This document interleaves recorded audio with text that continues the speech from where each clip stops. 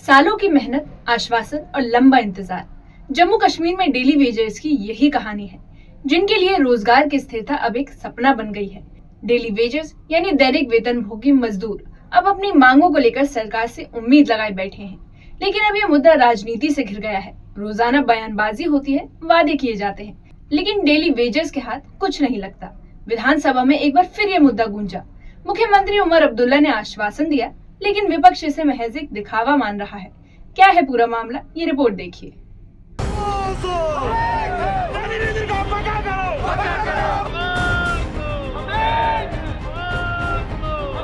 जम्मू कश्मीर के सरकारी विभागों में काम करने वाले डेली वेजर्स यानी दैनिक वेतनभोगी मजदूर एक बार फिर अपने हक की लड़ाई लड़ रहे हैं। डेली वेजर्स का दर्द वही पुराना है, कम वेतन, नौकरी की असुरक्षा और सरकार की बेरुखी। मजदूरों का कहना है कि उनके घर का खर्च मुश्किल से चल रहा है। सरकार से चाहते हैं कि आपने कमेटी का टाइम 6 महीने मांगा और 6 महीने की बात नहीं है, ये दरअसल 1 साल की बात है।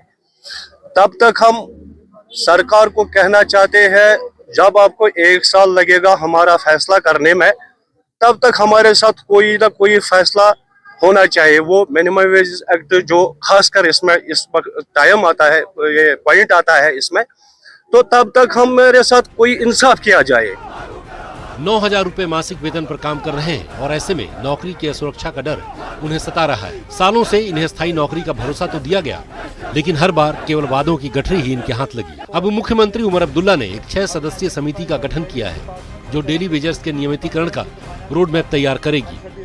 Steps have been taken to fill these vacancies. 13,466 non-gazetted vacancies stand referred to J&K SSB during the last 2 years. Out of these vacancies referred to the board, 9,351 selections have been made by JK SSB during the last 2 years.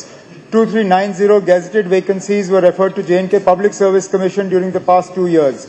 Out of these referred vacancies, 2,175 selections have been made by JK PSC during the last 2 years. 10,757 Class 4 MTS vacancies have been identified by the various departments which are under scrutiny for concurrence of the Finance Department and shall be referred to the recruiting agencies in due course of time. More than 6,000 vacancies are ready for referral to the recruiting agencies. These vacancies shall be referred to the recruiting agencies shortly for making selections. जहां एक और national conference ने समिति के गठन को क्रांतिकारी कदम बताया, वहीं विपक्ष ने सरकार के इस कदम को एक राजनीतिक ड्रामा करार दिया। बीजेपी नेता सुनील शर्मा का कहना है कि 2014 में भी ऐसी कमेटी बनी थी, लेकिन कुछ नहीं हुआ। उन्होंने आरोप लगाया कि ये कमेटी इस पूरे मामले को दबाने के लिए बनाई गई है। इसके अलावा उन्होंने कमेटी की जरूरत पर भी सवाल उठाए। उन्होंने कहा कि साल 2014 में भी कमेटी का गठन किया गया था, तो फिर दोबारा कमेटी क्यों बनाई गई? मैं कहना चाहूंगा आपको, ये टीम 2014 में भी इन्होंने बनाई थी। दोबारा से इस बात को दबाने के लिए, बॉक्स में बंद करने के लिए एक टीम का गठन किया। इसका कोई आउटपुट नहीं आने वाला। झूठ की जो इनको आदत है, दोबारा से वही झूठ इन्होंने किया। इसको कमेटी की क्या आवश्यकता है अभी, मुझे बताइए।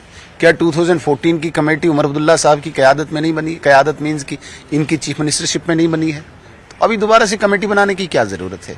अगर कमेटी बनानी थी तो आप तो 5 महीने से सरकार में हो। आज ही क्यों जरूरत पड़ी आपको कमेटी बनाने की, जब आंदोलन हुआ? आज ही कमेटी बनाने की क्यों जरूरत पड़ी आपको, जब बजट में आपने प्रावधान कुछ नहीं रखा?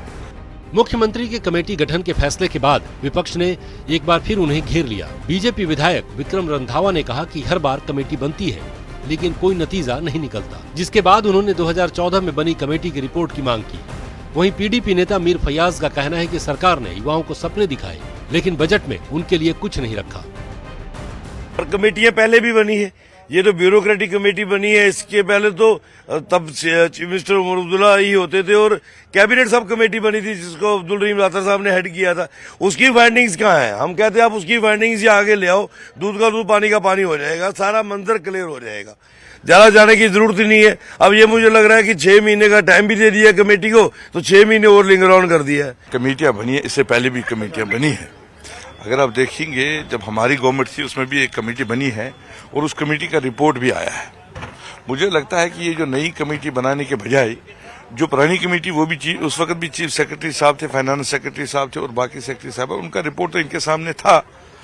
अब ठीक है, चलो उस रिपोर्ट पे इनको भरोसा नहीं है, अब नया बनाया, लेकिन जितना जल्दी हो सके इसमें अब वैसा नहीं होना चाहिए कि ये आप 3-4 साल तक ले जाएंगे इस रिपोर्ट को इस सरकार से बहुत ज्यादा उम्मीदें थी, खासकर नौजवानों को। जिस तरह से ये चल रहा है, कोई बजट में कुछ नहीं है, तो अब जो इन्होंने बनाई है कमेटी, हम उम्मीद रखेंगे कि इस कमेटी का जो है रिपोर्ट पहले ही उनके सामने है, वो जल्द से जल्द इसको सामने लाएं और इन नौजवानों का, इन डेली वेजर्स का, सबों का जो मसला है ये हल हो जाए।